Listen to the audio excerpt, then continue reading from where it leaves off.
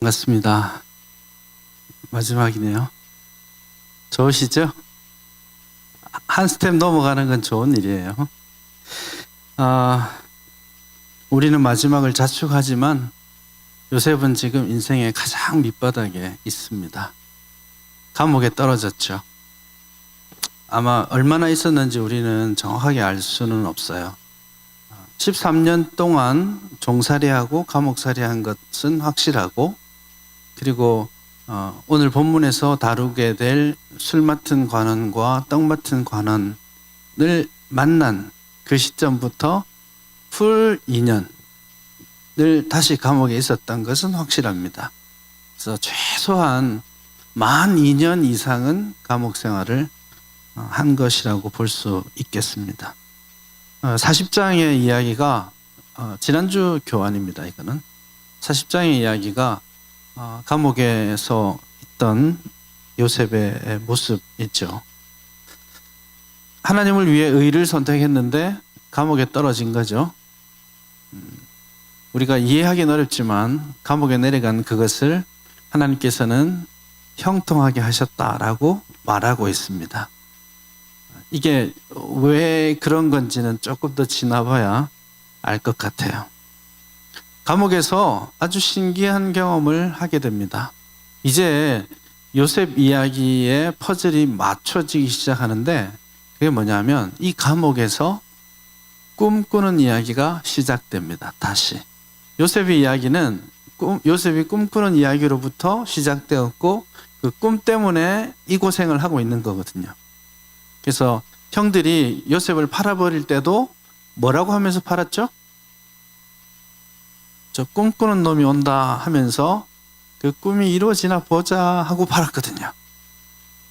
그렇게 시간이 아마 한 11년까지 흘렀습니다. 그리고 나서 어느 날 갑자기 두 관원장을 만납니다. 아침에 이 두 관원장은 아마 이 어떤 혐의가 있어가지고, 왕과 관계해서 혐의가 있어서 최종 판결을 앞두고 이렇게 일시적으로 감옥에 갇힌 것 같아요. 그러니까 이제 보디발 입장에서도 술 맡은 관원, 떡 맡은 관원 정도 되면 굉장히 높은 고관입니다. 옛부터 이렇게 왕이 먹는 거 이거 되게 중요한 부분이거든요. 그래서 먹고 마시는 일을 관장하는 사람들은 왕의 최측근이라고 말할 수 있죠. 그래서 이 두 사람이, 아주 왕의 최측근인 두 사람이 왔습니다. 임시로 와 있는데 잘해줘야 될 거 아니에요. 그래서 잘해주기 위해서 이 히든 카드인 요셉을 감옥에서 붙여줍니다. 왜냐하면 이 요셉은 이 마이다스의 손과 같은 사람이거든요. 이 친구가 건드리면 다 왠지 복을 받고 잘 돼요. 그러니까 보디발이 신경 써서 요셉을 붙여주었습니다. 근데 오늘 아침에 딱 보니까 요셉이 이 두 사람의 안색이 다릅니다. 그 밤에 두 사람이 꿈을 꾼 것이죠. 꿈을 꾸고, 이 사람들이 고관이기 때문에, 원래 이 꿈은 고대 근동에서도 그렇고 계시적인 성격이 있다라고 봅니다. 그래서 꿈은 합당하게 해석되어지고 거기에 맞추어서 어떻게 해야 될지, 신이 무엇을 요구하고 있는지를 판단하는 게 이 사람들의 일상적인 일입니다. 근데 밖에 있었으면 이렇게 꿈을 해몽하는 사람을 호출했겠죠. 그래서 해석해봐, 이게 무슨 뜻이야 했을 텐데, 이거 참 감옥에 있거든요. 그러니까 난감한 거예요. 뭔가 징조가 있는, 그리고 재판을 앞두고 있으니까 뭔가 징조가 있는 건데 해석할 사람이 없으니까 난감한 거죠. 그 상황을 요셉이 듣고는 요셉이 꿈을 해석해 줍니다. 술 맡은 관원장에게는 3일 안에 복직할 것을 이야기하고, 떡 맡은 관원장에게는 3일 후에 죽게 될 것을 이야기를 합니다. 그리고 그대로 됐죠. 요셉은 이 꿈을 해석하면서 긴가민가 한 게 아니에요. 확신을 했습니다. 그래서 이 술 맡은 관원장에게 부탁을 합니다. 제발 가시거든 저를 기억해 주십시오. 특별한 거 바라지 않습니다. 제가 여기 억울하게 와 있으니까 제 사정을 좀 봐주셔서 여기서 나가게 좀 해주세요. 이겁니다. 근데 그걸 아주 간절하게 40장을 보면 15절에 간절히 부탁을 합니다. 당신은 반드시 나갈 거니까, 그리고 당신 정도 되면 나 같은 인간 하나 좀 풀어줄 수 있잖아요. 그러니까 꼭 기억해 주십시오. 그렇게 했는데 이게 그대로 진행이 됐죠. 그리고 3일 후부터 요셉의 마음이 어땠을까요? 이제 나갔잖아요. 근데 이분이 날 기억만 해주면 드디어 11년 만에 풀려날 수 있고, 그리고 소망하기로는 고향 땅에 갈 수 있는 거예요. 그 소망을 가졌겠죠. 아버지도 보고. 그리고 하루를 기다립니다. 아마 모르긴 해도 감옥에서 우리가 대충 상상을 해보면 아마 이제 끝이다. 밥을 먹으면서 이게 마지막 밥이다. 빨래를 하면서 이게 마지막 빨래야. 그리고 나갈 때 입을 옷 챙기고 그러고 있었을 거예요. 근데 하루가 지나고 이틀이 지나고 일주일이 지났는데 안 옵니다. 며칠 지날 때까지는 이분이 지금 나가서 바쁘신가 봐. 무슨 일이 있겠지. 기대감을 가지고 지났겠죠. 그게 2년이 지났습니다. 성경이 그냥 2년 지났다고 하지 않고 만 2년이 지났다고 그렇게 표현을 하고 있습니다. 이 만 2년은 이전의 11년하고 비교할 수 없는 어려움의 순간이었을 겁니다. 그래서 어떻게 날 잊을 수가 있냐, 이런 것부터 내 이 간절한 기대와 소망, 내가 특별한 뭔가를 원하는 것도 아니고 이것 정도는 하나님도 들어주실 만하지 않습니까? 그러니 그 2년 동안 아주 착고에 처해서 이 시편 105편에 보면 그런 이미지가 나옵니다. 말씀이 이룰 때까지 착고에 처해서 그냥 붙잡혀 있는 그 모습을 묘사를 하고 있는데, 그 2년 동안 잊혀지고 있습니다. 하나님으로부터도 잊혀진 존재가 되었고, 요셉이 느끼기에 사람들로부터도 잊혀졌습니다. 술 맡은 관원장은 그냥 잊은 게 아니고 강조되어 있는 표현입니다. 새까맣게 잊었다, 이렇게 표현되어 있습니다. 그냥 깜빡 잊은 게 아니에요. 완전히 요셉이라는 인간 자체를 까먹은 것처럼 그렇게 2년을 보낸 것이죠. 그런 순간이 있잖아요. 될 것 같은데 그 순간에 또 미끄러지니까 오히려 더 힘들어지죠. 근데 그때 우리가 이제 하나님께서 무슨 뜻으로 이러시는가? 정말 우리 중에 하나님이 계시긴 한가? 이런 질문을 합니다. 마라에서 물이 없을 때 막 불평했잖아요. 하나님이 물을 달게 해주시고 엘림에 이르게 해주시고, 그리고 나서 르비딤에 가서 또 물이 없으니까 또 원망하죠. 그리고는 정말 하나님이 우리와 함께 하시긴 해? 이런 하나님을 신뢰하는 문제에까지 나아갑니다. 그런 것처럼 이 기간 동안 철저하게 잊혀진 존재가 되고, 그는 하나님께 감사하고 살았을까요? 어떤 때는 감사도 하고 어떤 때는 철저하게 퀘스천 마크를 던졌을 겁니다. 욥처럼 하나님 왜요? 해결해달라고 말하는 게 아니고 알기나 좀 알고 당합시다. 설명 좀 해주세요. 하나님 아시기는 아시는 거예요. 내가 이 고생을 하고 있는 거를. 이렇게 질문하고 있었겠죠. 여러분, 하나님이 이럴 때 참 대답 안 해주실 때가 많아요. 답답하죠. 그때 하나님의 뜻이 무엇입니까? 라고 질문하죠. 하실 필요가 없어요. 그때는 하나님의 뜻은 나중에 알게 되는 거지 미리 질문한다고 나오는 게 아닙니다. 근데 여러분, 술 맡은 관원장이 대답을 기억을 하고 요셉을 풀어줬으면 좋았겠어요? 이거 큰일 날 일입니다.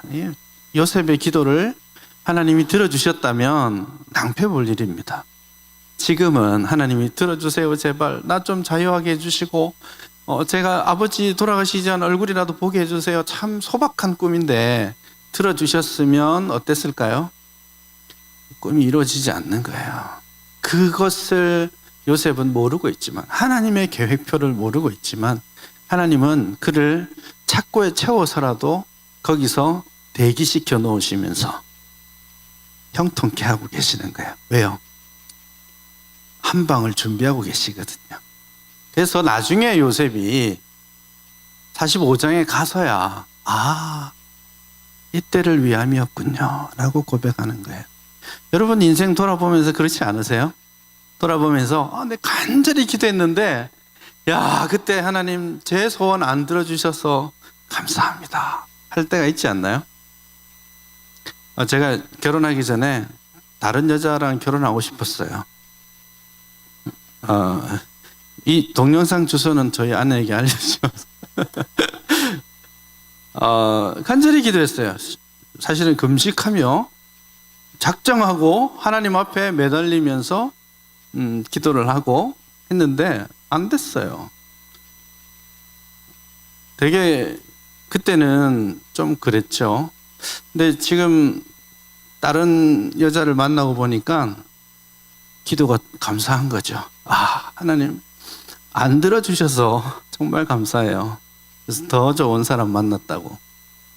이거는 말해도 되겠구나. 예, 틀어주세요.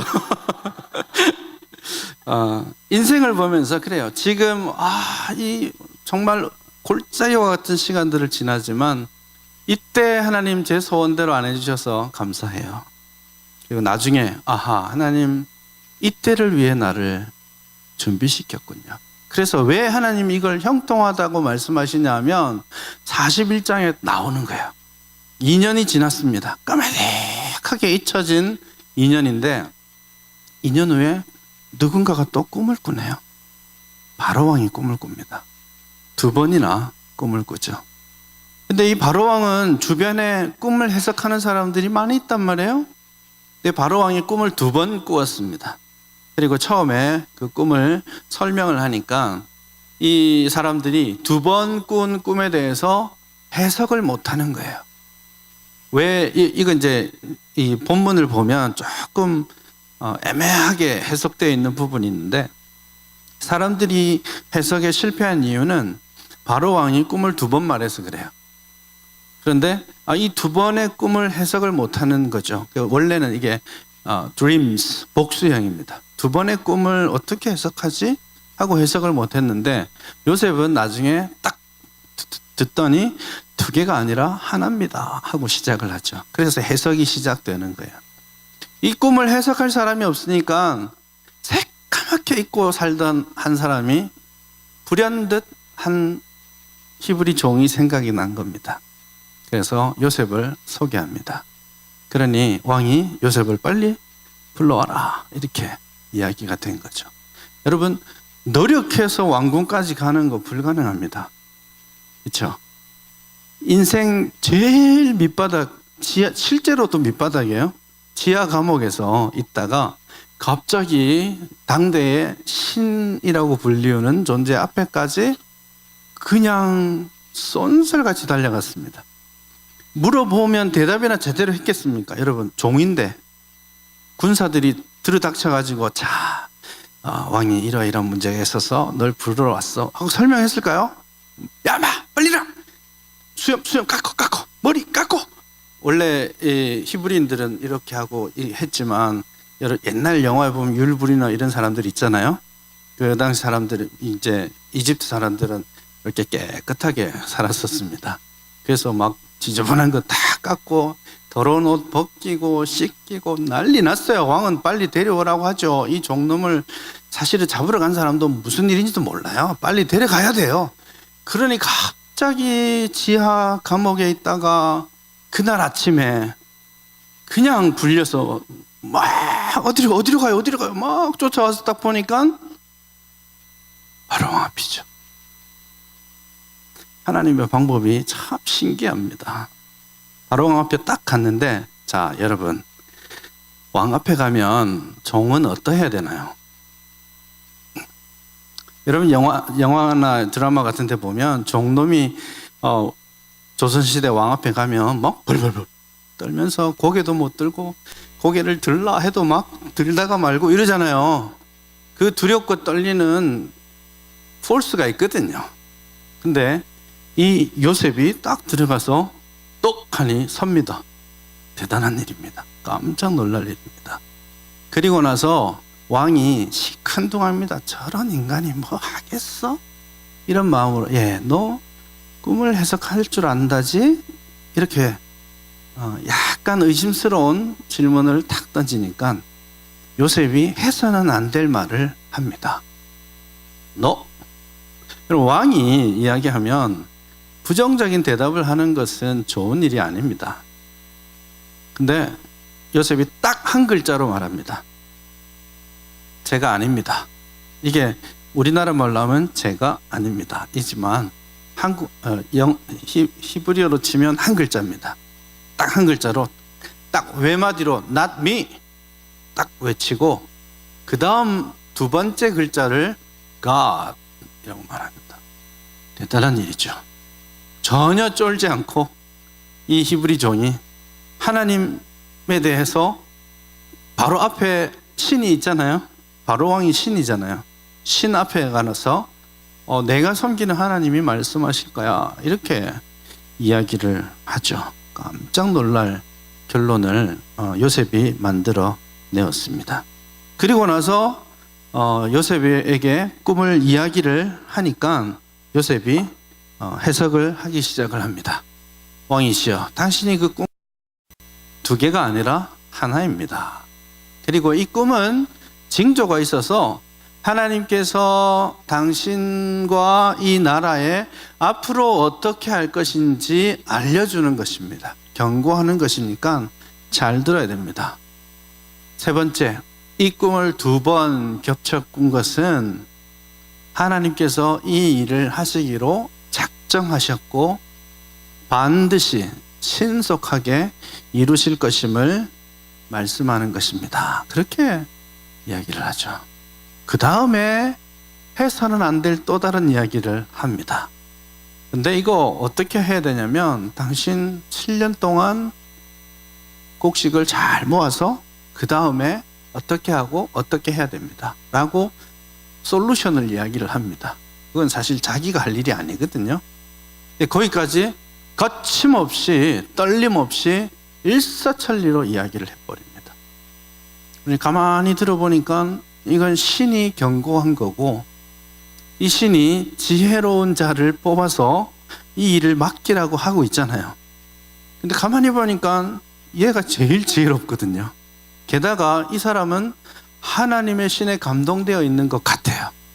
그래서 사실은 종인데 히브리 종인데 높은 고관 대작에 올릴 수 있겠습니까?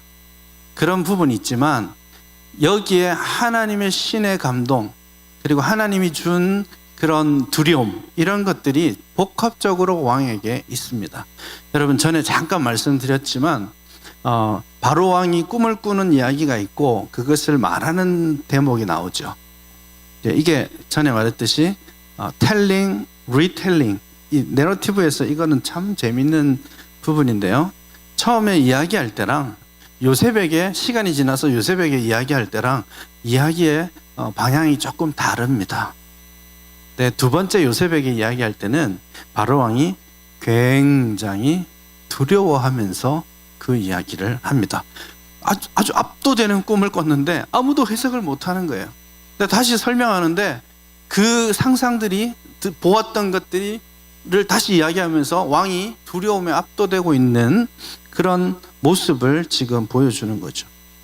그러니 그런 두려움과 하나님으로부터 온 지혜로운 자가 지금 솔루션을 말해주고 있는 그 모든 과정들이 바로 왕에게 전혀 새로운 것이 되었죠.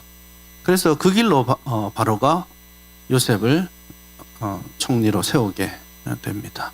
그리고 그 본문 뒤에 나오는 이야기들은 뭐냐면 이 7년이 신속하게 가고 흉년이 빨리 오고 있습니다. 시간이 빨리 가죠. 근데 시간을 빨리 보내는 이유는 중요하지 않은 것이 아니라 어떤 동기가 있냐면 여기는 정말 요셉이 말한 것처럼 하나님의 플랜이 신속하게 성취되고 있다. 이 왕의 꿈이 신속하게 성취되고 있다라는 것을 보여줍니다. 이때 제대로 성경을 읽어온 사람은 한 가지 질문을 가지게 됩니다. 요셉 이야기에 나와 있는 모든 꿈은 신속하게 성취됩니다. 그렇죠? 술 맡은 관원과 떡 맡은 관원의 꿈도 이루어졌고, 그리고 바로 왕의 꿈도 이루어졌습니다. 쌍둥이 같이 아직 이루어지지 않은 한 가지 꿈이 있죠. 요셉의 꿈입니다.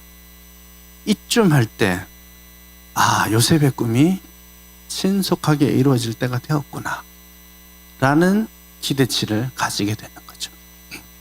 그리고 나서 이 7년의 풍년과 2년의 흉년, 만 9년이 지났죠. 그러면 요셉이 13년을 종살이랑 감옥살이를 했으니까 총 아버지 집에서 떠나서 22년이 흐른 거죠. 22년의 세월이 흘렀습니다. 신속하게 흘렀고 다시 전혀 관심 없던 한 장면에게로 돌아갑니다. 22년 동안 무슨 일이 있었는지는 모릅니다. 아무도 몰라요. 가나안 땅으로 다시 카메라가 돌았습니다. 야곱이 있고 형제들이 있습니다. 흉년이 와 있습니다. 이제 쌀을 구해야 되는데 이집트에 있다는 소문을 듣고 이집트로 사람들을 10명의 동생 형제들을 내려보냅니다. 근데 한 명을 안 보내죠. 왜 안 보냈을까요? 너무 사랑하기도 하고, 또 하나는 일말의 의심도 있었어요. 요셉이 정말 설명하기 어려운 방법으로 사라져 버렸거든요. 그래서 또 사라지면 어떡하나 하는 두려움과 일말의 의심, 이런 것들을 가지고 베냐민 한 사람을 제외하고 10명을 보냅니다. 와서 누구를 만나요? 동생을 만납니다. 동생인 줄 모르죠. 근데 여러분, 이 내러티브를 읽어가실 때 정말 사소한 것들이지만 명칭의 변화들도 주목할 필요가 있어요. 예를 들어서 형제들, 형들, 야곱의 아들들, 이런 식으로 표현하지 않고 이 42장 지나면서 이렇게 표현합니다. 요셉의 형들, 요셉의 아우 베냐민, 이런 식으로 갑자기 숨겨져 있던 관계가 다시 엮여서 이제 요셉과 일이 얽히고 설키게 되는구나 하는 것을 말해줍니다. 우리는 궁금해집니다. 이 사람들이 22년 동안 뭐 했을까요? 우리는 지금까지 요셉을 따라왔잖아요. 22년이 어땠는지 알죠? 요셉의 22년은 아는데 이 사람들의 요셉을 팔아치운 그때부터 22년 동안 무슨 일이 있었고 이들은 뭐하고 살았으며 어떤 생각이나 변화가 있었는지 전혀 알 수 없습니다. 우리도 알 수 없지만 또 누가 몰라요? 요셉이 모릅니다. 이거 중요한 거예요. 요셉은 그 퍼즐을 앞으로 몇 챕터 동안 해결해야만 합니다.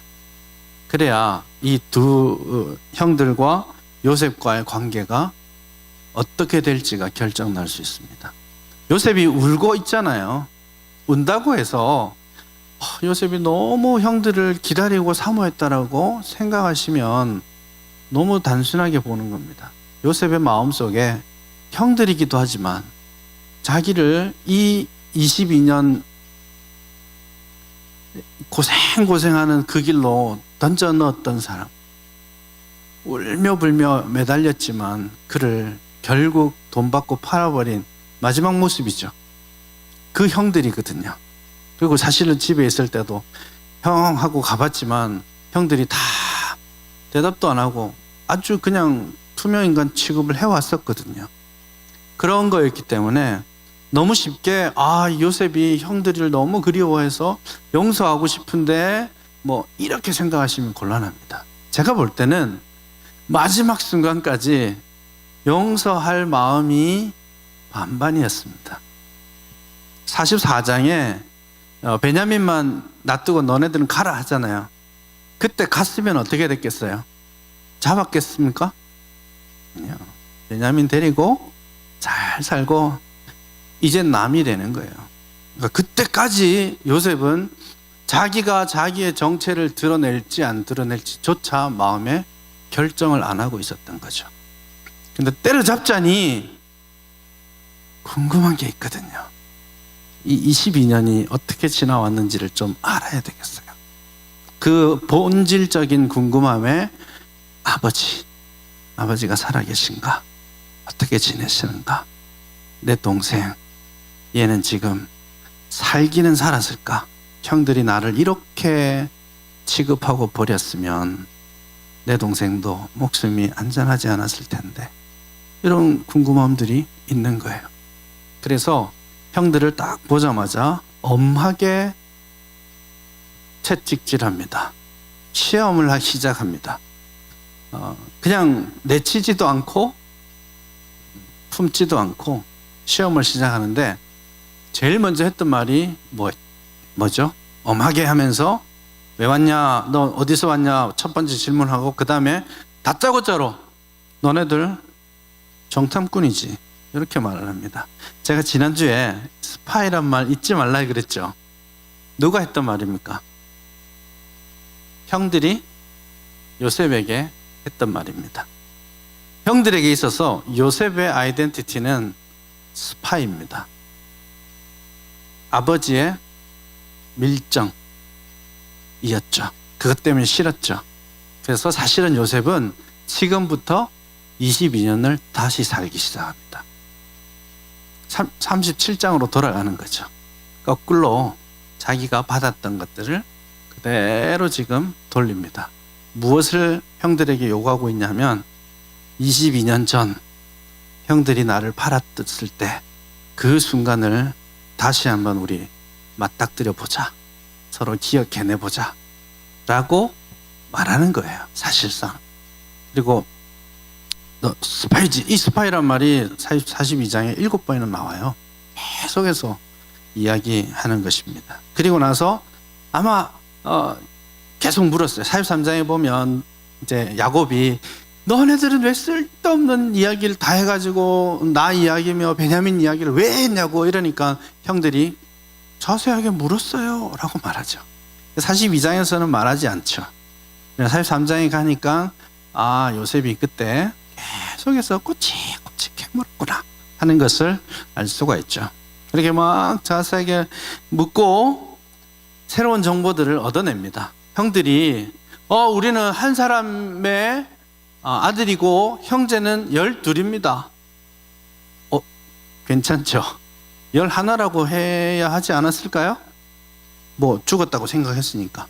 우린 12인데 막내는 아버지 옆에 있고 그 다음 하나는 없어졌습니다. 이렇게 이야기합니다. 그래서 자기들이 보내놓고는 없어졌다라고 말하고 있죠. 그러나 일단 되게 희망적인 이야기입니다. 그리고는 3일 동안 가두어 둡니다. 뭐 22년에 비하면 별거 아니죠. 3일 동안 가두어 두는데 미션을 주죠. 1명은 잡아두고 9명이 가서 동생을 데려오면 스파이가 아닌 줄 알고 다 풀어주겠다, 그렇게 이야기를 합니다. 그리고 3일 동안 감옥에 넣어놓죠. 뭐 해야 돼요 그러면 감옥에서? 상식적으로 우리 중에 누가 남을래? 1명 남고 9이 가서 곡식을 전달하고 다시 살리러 와야 되면 누가 남을 거야? 이런 이야기 해야 되겠죠. 근데 그런 이야기 별로 하지 않습니다. 아직은 내가 할게, 내가 희생할게, 이런 마음이 준비가 안 됐을지도 모르겠어요. 그러나 3일 딱 지나고 나서 이 감옥에서 요셉은 계속 이걸 듣고 있잖아요. 모르는 척 듣고 있으면서 이런 이야기를 합니다.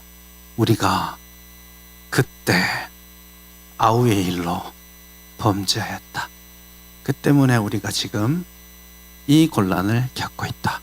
이런 이야기를 합니다. 요셉이 귀를 쫑긋하고 듣고 있겠죠. 형들이 나를 아우라고 부르네요. 그리고 그것이 22년 전에 그 일이 문제가 있었다. 그리고 형들이 아직 그 사건을, 진실을 다 드러낼 수는 없지만 그 사건을 22년이 지났음에도 불구하고 죄책감으로 가지고 있다는 것을 확인합니다. 물론 뜻밖의 사건들도 알아요.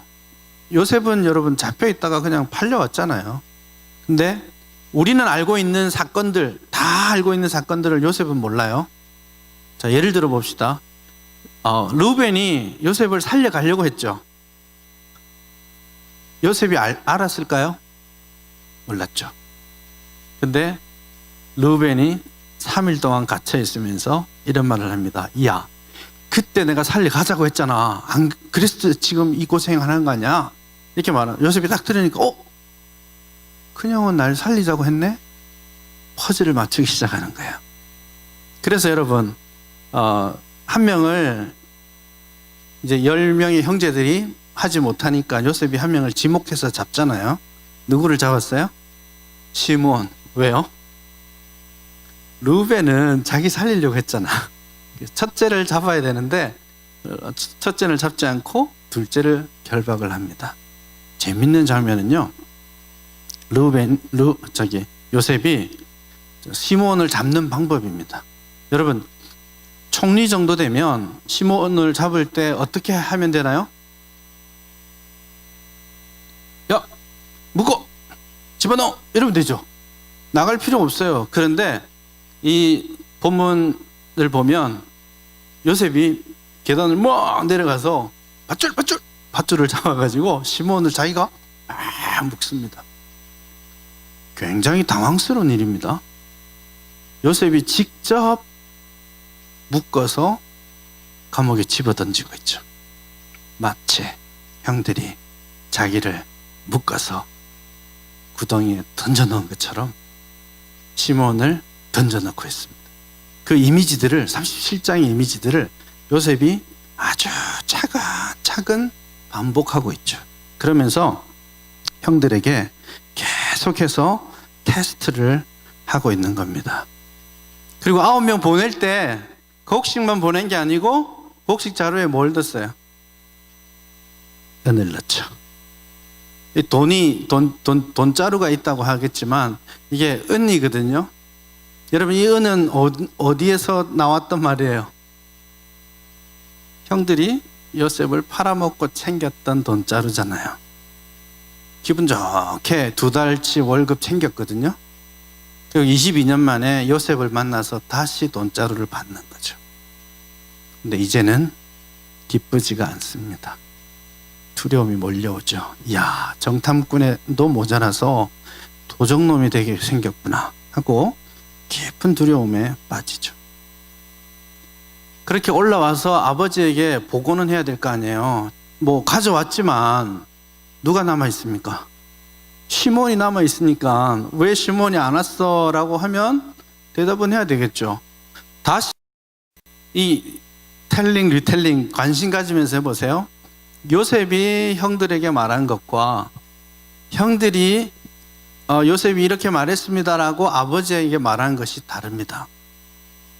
그리고 유다가 나중에 그걸 또 반복하는데 또 달라요.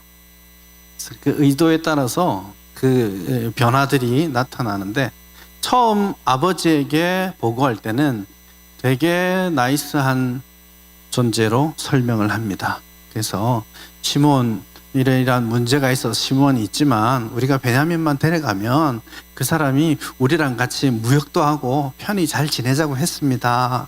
사실은 그렇게 안 했거든요. 안 데려오면 내 얼굴 못 본다.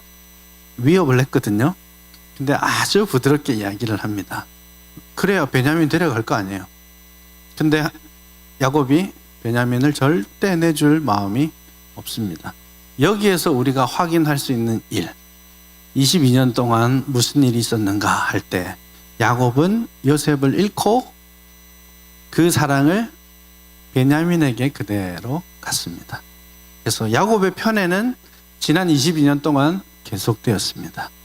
어쩌면 좀 더 집착하면서, 베냐민이 어린 나이가 아니에요. 일단 30은 됐을 겁니다. 그리고 내려갈 때 아이들이 여럿 있었거든요. 그렇기 때문에 결혼도 하고 애들도 많이 낳은 다 큰 사람이죠. 그럼에도 불구하고 우리가 느끼는 느낌은 뭐예요? 정말 품에 안고 있는 꼬맹이 같은 느낌이 있죠. 야곱이 그렇게 라헬에 대한 미안함, 자기 때문에 죽었다는 생각이 있어요.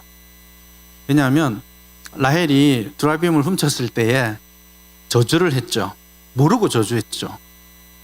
그걸 가져온 사람은 죽는다 했는데 라헬이 가서 베냐민 낳다가 죽었죠. 금방. 그래서 자기 때문이라는 생각이 있었을 수도 있습니다. 게다가 자기가 생각하는 유일한 아내는 라헬이거든요. 그 외의 여자들을 아내라고 부르지 않습니다. 오직 라헬만은 아내라고 부르고 요셉과 베냐민만을 내 아들이라고 말합니다.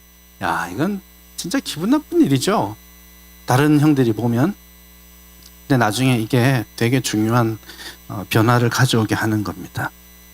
그렇게 해서 22년 동안 야곱은 변하지 않았고 베냐민은 요셉의 자리를 꿰차고 앉아서 베냐민의 뜻과 상관없이 편애의 대상으로 있었구나.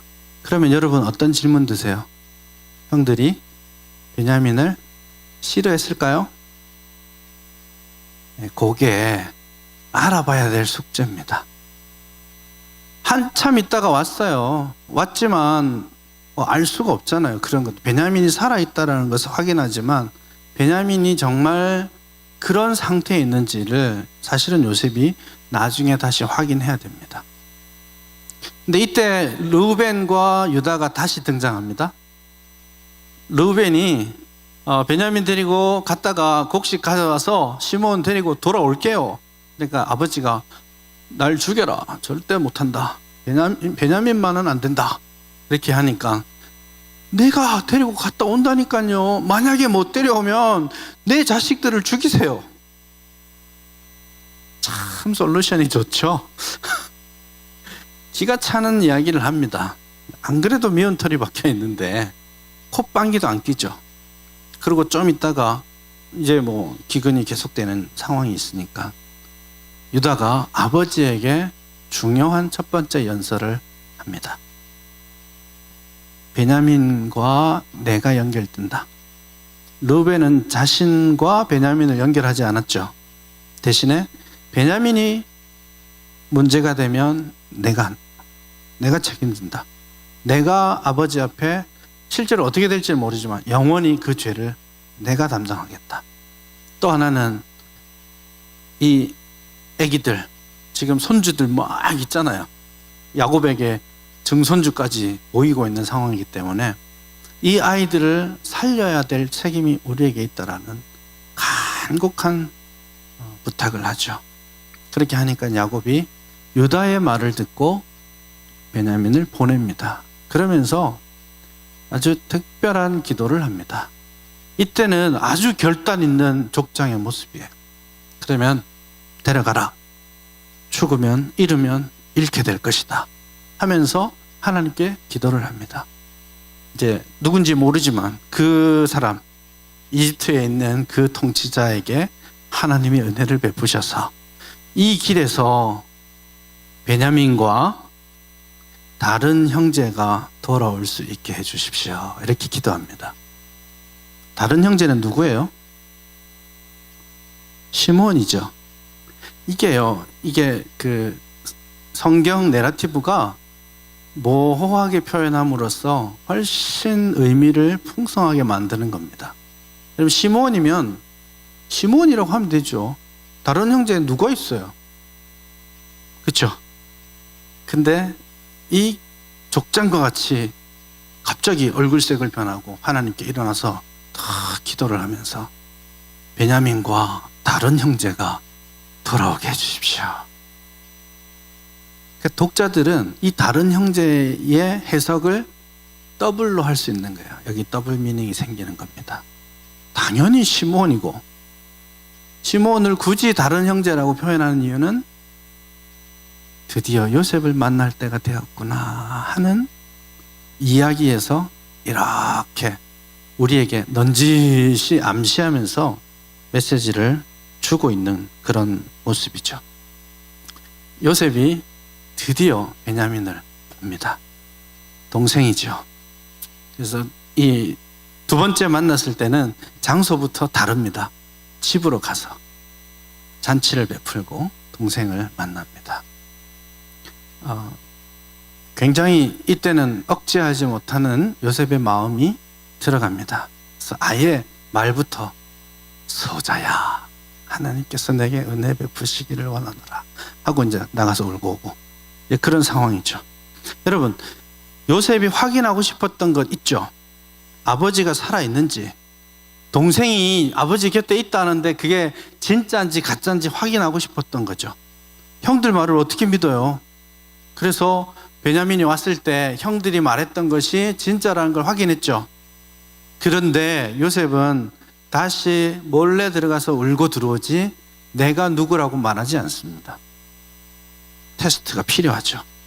그래서 잔치를 베풀고는 요셉이 아주 모호하게 11명의 순서대로, 나이 순서대로 쫙 앉힙니다. 여러분, 이 나이 순서가요 쉽지 않습니다.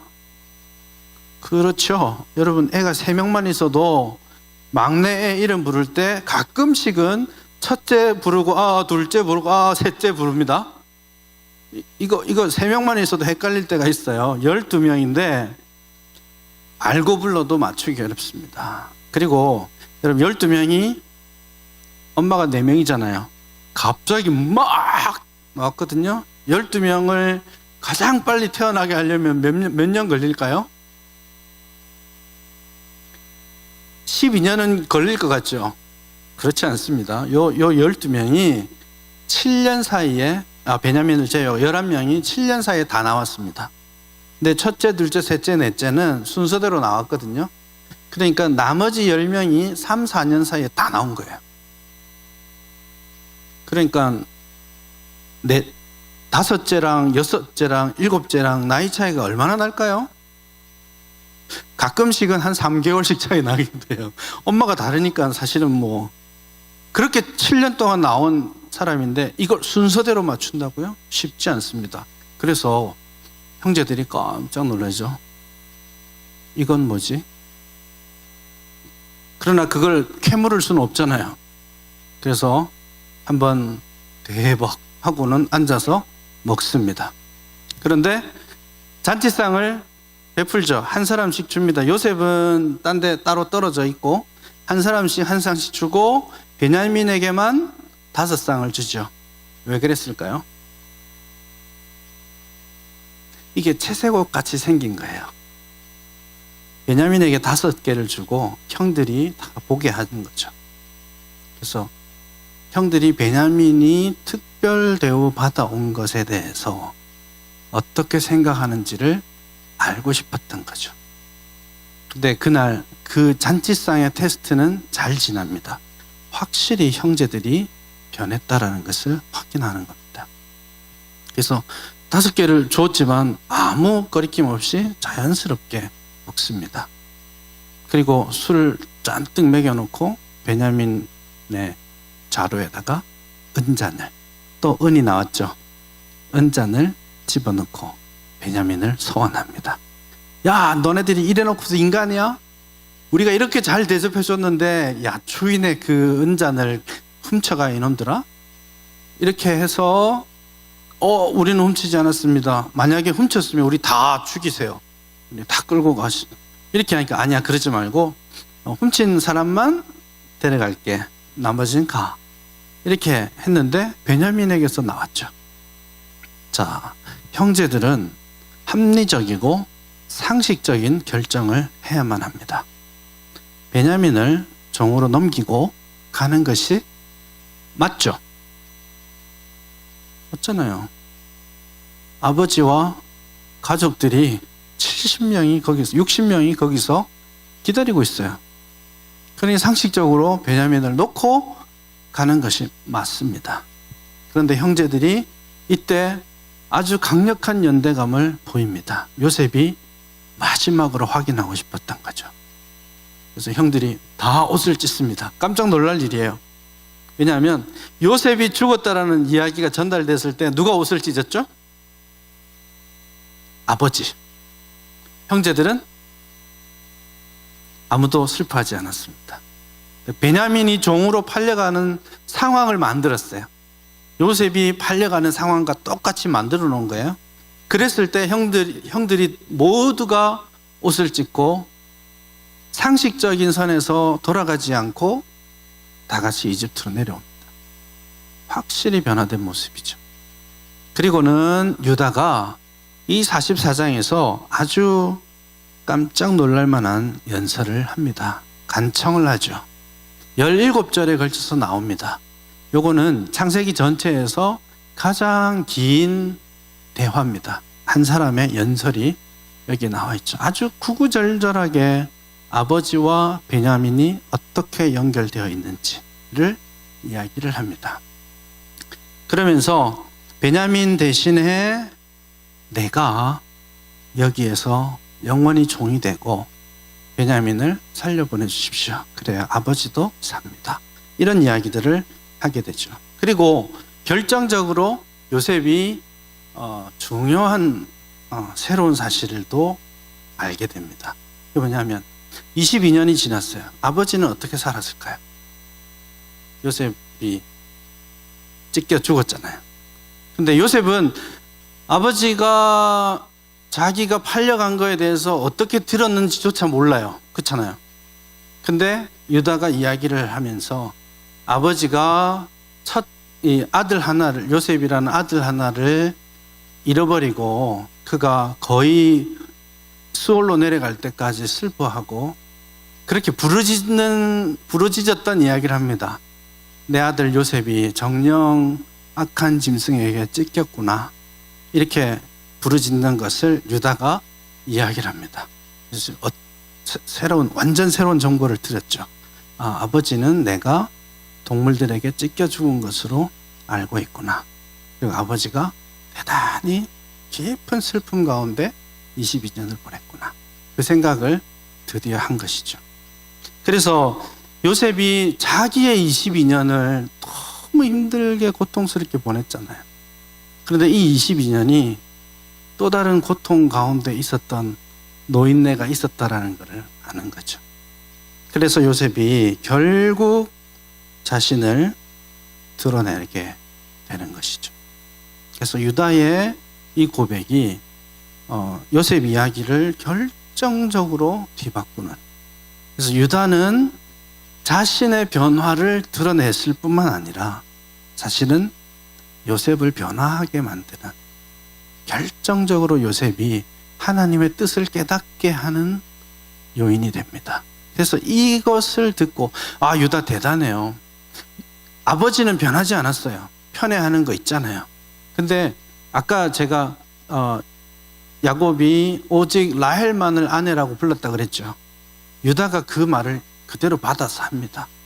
내 아버지께서 이렇게 말하는데 내 아내가, 라헬이죠. 내 아내가 내게 2명의 아들을 주었는데, 말하고 싶겠어요. 유다가 상처하잖아요, 자기도. 그런데 그런 아버지까지 인정하고 유다가 포옹하고 있는 거예요. 유다의 모습이, 그래서 38장이 중요한 겁니다. 유다가 그렇게 변화된 모습을 보여주고, 그리고 요셉의 변화를 요구하고 있는 거예요. 그래서 요셉은 사실은 여차하면 동생만 품고 버리려고 생각했는데 이제 그것을 억제하지 못하고 드러내게 되는 거죠. 그리고 나서 45장에 가서 요셉이 중요한 진리를 깨닫게 됩니다. 45장 7절 8절에 가면 요셉의 고백이 나옵니다. 하나님께서 당신들이 나를 보냈다고 생각지 마세요. 하나님께서 당신들과 가족들과 후손들을 살리려고 나를 먼저 보내셨습니다. 하나님이 나를 먼저 보내셨습니다. 지금까지 어떻게 온 거예요? 형들이 팔아서 왔잖아요. 그래서 종살이 했고, 그래서 감옥살이 했고, 그래서 온갖 겪을 수 없는 고난을 다 겪었는데 이제는 알게 되는 거예요. 이제는 공적으로 고백하게 되는 겁니다. 당신들이 아니라 하나님이 보내셨군요 라고 고백을 합니다. 이제는 어떻게 되겠어요? 하나님이 여기 보내셨으니까 하나님이 저 사람들을 살리려고 나를 먼저 보내신 거니까 이제는 그 사명자의 일을 해야 하는 거죠. 그래서 44장까지의 이야기는 요셉이 혼돈 가운데 하나님의 뜻을 갈구하며 살아온 자리였다면, 이 유다의 자기 희생적인 고백과 그리고 자기가 하나님의 뜻을 깨달은 그 순간부터는 형제들을 살려야 되고 그 후손들을 살려야 되고 열방을 살려야 되는 거예요. 그 사명을 지금 요셉이 감당해내고 있는 것이죠. 그래서 요셉은 온 가족의 구원자가 되고 있습니다. 다 데려와서 고센 땅에서 살게 하고, 여러분 더 중요하게는요, 46장에서 아버지 만나고 47장을 보면 더 중요하게는 이집트의 구원자가 됩니다. 더 크게는 열방의 구원자가 됩니다. 요셉은 우스갯소리로 한 말이지만 마이다스의 손이었잖아요. 그 하나님의 함께 하심으로부터 오는 축복은 언제부터 주어진 거예요? 창세기 12장 1절에서 3절에서 하나님께서 아브라함을 부르시고 너는 복이 되어라. 너를 축복하는 자에게는 내가 축복하고 너를 가볍게 여기는 자에게는 내가 저주할 것이다. 그렇게 말씀하셨잖아요. 거기에 맞추어서 모든 열방이, 땅의 모든 족속이 아브라함으로 말미암아서 복을 누릴 것인데, 하나님께서 아브라함에게 약속하셨죠. 그런데 아브라함은 어땠어요? 이집트 땅에 내려가가지고 축복은커녕 재앙만 주고 왔잖아요. 야곱은 어땠어요? 이삭은 어땠습니까? 열방과의 관계가 있었지만 그렇게 하나님의 뜻이 성취되는 것을 볼만하지 않았어요. 그런데 이제 요셉이 그 약속을 하나씩 완전하진 않지만 이루어가고 있는 겁니다. 이제는 이 아브라함과 이삭과 야곱의 후손이 12지파가 될 거예요. 그 후손이 이제 열방을 상대하는 사람이 되는 겁니다. 그래서 이 소식을 듣고 야곱이 내려오잖아요. 내려올 때 몇 명이 내려오나요? 70명. 어떻게 아세요? 선지식이 대단하신 거예요. 70명이 내려옵니다. 딸 끌어가지고 70명 만들어요. 여러분, 70이라는 숫자가 창세기 10장에 나옵니다. 창세기 10장에 셈, 함, 야벳의 족보를 이야기하면서 열방이 나왔다고 말하죠. 그 열방의 숫자를 70에 맞췄어요. 야벳의 자손들을 14, 그리고 함 자손 30, 그리고 야벳 자손을 26, 그러니까 70 족속을 만들었어요. 열방을 70이라고 말하고 이스라엘 자손을 70이라고 말합니다. 연결점이 있겠죠. 신명기 32장에 가면, 32장 8절에 가면 하나님께서 열방을 나누실 때에 이스라엘 자손의 숫자에 맞춰서 나누셨다고 그렇게 말씀하십니다. 어차피 여러분 창세기 10장에 열방이 70밖에 안 됐겠어요? 더 있었죠. 근데 70에 맞춰놨어요. 70이라는 숫자가 완전수니까 다 설명하지 않아도 모든 열방이 노아의 자손이다 하는 것을 알리는 겁니다. 그러나 이 70에 맞추어서 요셉이 자기를 찾아오는 열방에 대해서 하나님의 복을 나누어주고 살리는 구원자가 된 것처럼 이제 이스라엘 자손들의 사명 또한 그러하다는 것을 이제 창세기 말미는 우리에게 말씀해 주고 있습니다. 야곱이 내려가서 요셉을 만나고 어긋맞게 울면서 얼마나 회포를 풀었겠습니까? 그리고 17년의 시간들을 지나가고 있습니다. 야곱이 바로 왕을 만나죠. 여러분, 바로 왕을 야곱이 만나기 전에 형제들이 먼저 만납니다. 5명을 뽑아서 만나게 하죠. 그리고 나서 아버지가 가게 되는데, 형들은 가서 바짝 엎드려서 바로에게 주의 종이 어쩌고 저쩌고 이러면서 정말 신하로서 이렇게 엎드려서 만납니다. 근데 야곱은 엎드리지 않습니다. 야곱은 한 가정의 아버지가 아니에요. 더 이상 열방을 책임진 이스라엘이 되어 있는 거죠. 그래서 야곱이 아마 쩔뚝거리면서 나갔겠죠. 나가니까 좀 꿀린 사람이 바로입니다. 바로 왕이 묻습니다. 나이가 몇이요? 이렇게 물었습니다. 그러니까 바로 야곱이 제 나이가 130입니다. 그러나 우리 할아버지, 아버지에게는 미치지 못하지만 참 험한 세월을 살았습니다. 그렇게 이야기를 하니까 바로가 확 꿀렸습니다. 왜냐하면 130이라는 숫자가 보통이 아니거든요. 여러분, 이집트의 문헌에 따르면, 고대 근동 문헌에 따르면 이집트 사람이 생각하는 천세수, 하나님 신이 최고의 축복을 줘서 누리는 수명이 몇 살이냐면 110살입니다. 그래서 요셉이 몇 살에 죽었어요? 110세에 죽었죠. 여호수아가 몇 세에 죽었죠? 그게 이집트적 마인드가 들어가 있는 하나님이 최고의 복을 내리셨다라는 상징입니다. 그런데 네 나이가 몇이냐 했는데 130이요. 이러니까 꿀린 거죠. 이 사람 뭐지? 그리고는 야곱이 이 바로에게 서서 축복을 합니다. 축복을 하고 나와요. 그래서 드디어 이스라엘 12지파가 형성이 되고 있고 바로 왕에 꿀리지 않는 하나님의 나라가 나타나기 시작하는 겁니다. 그래서 아버지도 할아버지도 이방 왕들을 만나서 혼나고 왔거든요. 그게 12장, 20장, 26장의 이야기잖아요. 혼나고 왔는데 그 야곱은 드디어 바로에게 복을 선언하고 나오는 그런 존재가 된 것이죠. 굉장한 변화입니다. 요셉으로부터 시작된 변화입니다. 그리고 그것을 만들어낸 사람은 유다입니다. 그래서 여러분 46장부터 중심인물이 살짝 바뀌고 있습니다. 이거를 캐치를 못 하시는 분이 많아요. 가나안 땅으로에서 데리고 내려온 사람이 누구예요? 데리고 와서 이스라엘을 어디에 정착시키나요? 고센 땅에. 누가 정착시키나요? 유다입니다.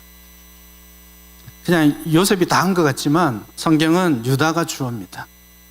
요셉은 정무를 봐야 되니까. 그 모든 이제 그 가정의 대소사를 처리하는 사람이 유다가 되어 있습니다. 그러니까 이제 47장부터 이제 야곱의 죽음 이야기가 나오는데 예수님의 죽음 외에는 야곱의 죽음이 가장 길게 나와 있는 성경 전체에서 야곱의 죽음이 주는 메시지가 그만큼 강력하다는 거죠. 그렇게 해서 유다가 야곱의 죽음을 앞두고 야곱이 12형제들에게 각각 축복을 할 때에 유다에게 하나님께서 주실 복을 아주 강력하게 선언합니다. 요셉에게 아주 강성하게 될 것을 예언했다면 유다에게는 홀이 떠나지 않을 것이라고, 실로가 오실 때까지 홀이 떠나지 않을 거라고 왕권을 허락하고 메시아의 흐름을 허락합니다. 38장을 보면서 이런 죄인을 통해서도 주님이 그리스도께서 오셨다라고 말해버리면 한 가지만 알게 되는 거예요.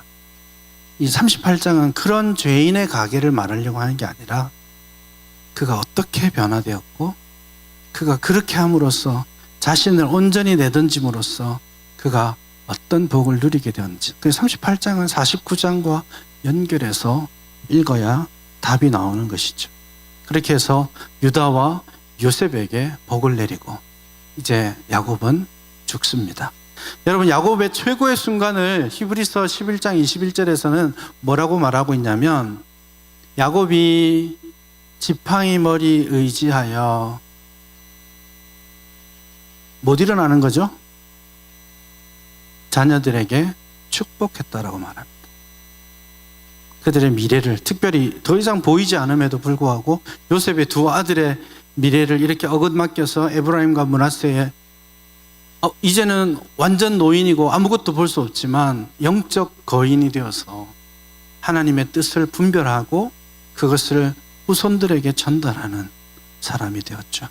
그래서 창세기 49장도 그냥 한 말이 아니에요. 나중에 여호수아서가 창세기 49장을 제가 느끼기로는 49장을 딱 펼쳐놓고 땅을 분배한 거예요.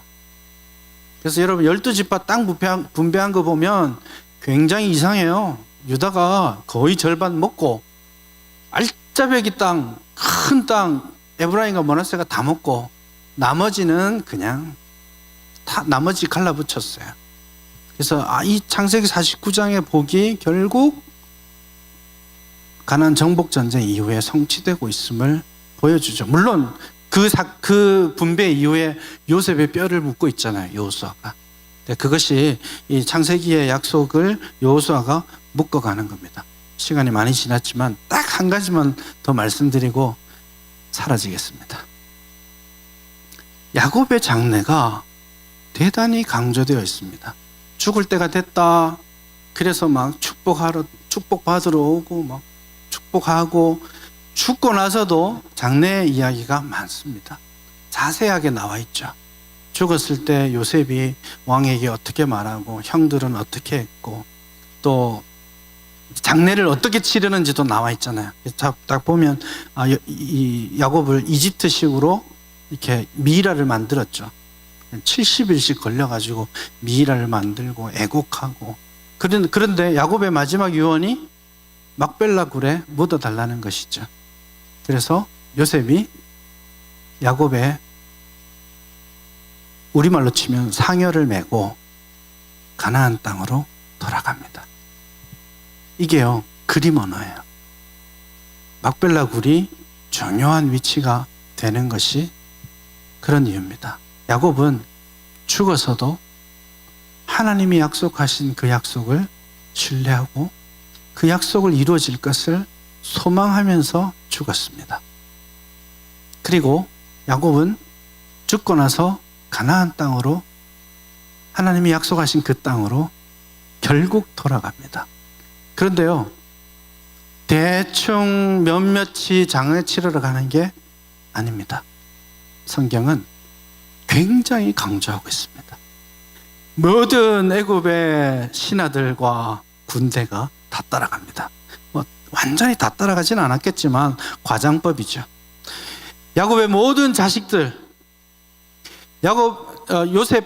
요셉의 모든 신하들이 다 갑니다. 여러분 행렬을 상상해 보십시오. 야곱이 가나안 땅으로 돌아가고 있습니다. 뒤에는 이스라엘의 모든 족속과 이집트의 모든 고관대작과 군사들이 따릅니다. 엄청난 길이죠. 사람들이 깜짝 놀랍니다. 요단 동편까지 와서 마지막으로 애곡을 합니다. 사람들이 형식에 따라서 울고 나니까 그 동네 사람들이 깜짝 놀라서 이게 무슨 일이야 하고 이름을 지어줍니다. 땅 이름을. 굉장히 특별했다는 뜻이죠. 근데 이름을 아벨 미스라임이라고 지어줍니다. 이게 뭐냐면 이집트가 울었다 이런 뜻입니다. 그러니까 온 이집트가 다 온 거예요. 보기에. 그렇게 거대한 장례 행렬이 출애굽하는 거죠. 자, 이집트의 최고의 총리의 아버지, 그렇죠? 그러면 장례 행렬이 어디로 가는 게 맞아요? 제일 좋은 길, 평탄하고 빨리 가는 길, 맞죠? 그래서 해안가를 따라서 쭉 올라가면 됩니다. 그런데 나중에 보니까 광야를 갑니다. 그리고 돌아서 요단 동편으로 가서 요단강을 건너갑니다. 막벨라굴에 가려고. 정신 나간 사람 아니면 그렇게 가지 않죠. 이렇게 가면 되는데 왜 이렇게 돌아가요? 이 야곱의 출애굽이 하나님이 약속을 지키신다라는 것을 강력하게 외치는, 죽음으로써 외치는 복음이었어요. 그리고 그는 마치 400년 후에 이스라엘 백성들이 진짜 출애굽을 하고 그들이 갔던 광야와 그들이 건너야 됐던 요단 강을 미리 건너가 보는 거예요. 그래서 이 마지막 장면을 보는 이스라엘 백성들은, 출애굽한 이스라엘 백성들이죠. 야곱이 갔던 그 길을 우리가 가고 있구나. 야곱이 꿈꾸었던 그 하나님의 약속의 성취가 우리 앞에 있구나. 아, 정말 하나님은 신실하신 분이야. 아, 정말 하나님은 대단하신 분이야. 라고 고백하게 되는 것이죠. 그래서 창세기의 이 마지막 장면이 가장 강력하게, 슬픈 이야기 같지만 죽음이니까 가장 강력하게 하나님은 신실하시다. 하나님은 약속을 지키신다. 나는 지금 죽지만 그 약속을 지키실 하나님을 대를 이어서 신뢰하고 기다리며 그분께 붙어있자 라고 말하는 하나의 강력한 설교가 되는 것입니다.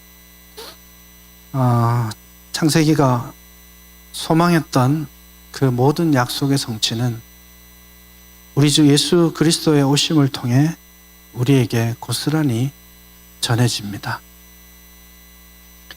그래서 우리는 하나님 복 주셔서 내가 잘 먹고 잘 살면 되는 게, 우리는 우리의 온몸을 들여서 하나님의 신실하심을 드러내야 되고, 진짜 우리가 마이다스의 손이 되어서 여러분이 있는 그 자리가 하나님의 나라가 되어야 되고, 여러분이 행하는 모든 것에서 하나님의 함께 하심을 열방이 보아야 되죠. 그리고 여러분 때문에, 이 베들레헴 때문에 주변이 은혜를 누리고 하나님께 돌아오는 역사가 있고 온 열방이 회복되는 역사가 있어야 합니다. 그것이 창세기가 우리에게 알려주는 것이고 우리가 소망하고 헌신해야 될 자리일 것입니다. 기도하겠습니다.